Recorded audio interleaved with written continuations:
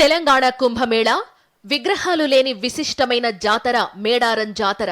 మేడారం మహాజాతరలో మరో మహాక్రతువు జరిగింది. దీంతో మేడారం జాతరకు సంబంధించి మరో ప్రధాన ఘట్టానికి అంకురార్పణ జరిగినట్లయింది. గత వారం గుడిమెలిగే పండుగను నిర్వహించగా బుధవారం మండమెలిగే పండుగను నిర్వహించారు. దీంతో మేడారం మహాజాతరకు శ్రీకారం చుట్టినట్టయింది. మహాజాతరకు సరిగ్గా వారం ముందు ఆలయ పూజారులు ఈ పండుగను నిర్వహించడం ఆనవాయితీగా వస్తోంది. మండమెలిగే పండుగతో జాతర ప్రారంభమైనట్లుగా ఆదివాసీలు భావిస్తారు. వేకువజామునే పూజారులు ఆలయాలను శుద్ధి చేసి ముగ్గులు వేశారు. డోలు వాయిద్యాల నడుమ మేడారం పరిసరాల్లో పూజారులు గ్రామస్తులు పసుపు కుంకాలతో పూజలు చేశారు. బూరుగు కొమ్మలతో దిష్టి తోరణాలు కట్టారు. వచ్చే బుధవారం నాడు మేడారం మహాజాతర లాంఛనంగా ప్రారంభం కానుంది.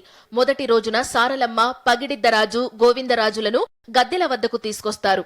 ఇక రెండో రోజు చిలకలగుట్ట దిగి సమ్మక్క గద్దెల వద్దకు చేరుకుంటుంది.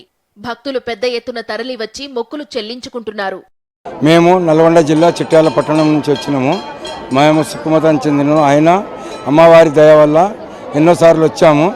ఇప్పుడు కూడా పోయినసారి కోరుకున్న కోరికలు తీరినాయి కాబట్టి మళ్ళీ వచ్చి దండం పెట్టుకొని మొక్కుబడి చెల్లించుకొని పోతున్నాము.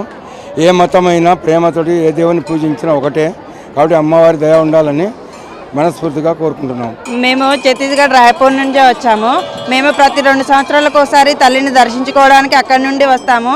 మాకు ప్రతి సంవత్సరం వచ్చినప్పుడు మంచిగా కోరిన కోరికలు అన్ని తీరుస్తుంది కాబట్టి ప్రతి సంవత్సరం క్రమం తప్పకుండా వచ్చి 20 సంవత్సరాల నుంచి మేము తల్లిని దర్శించుకుంటున్నాము.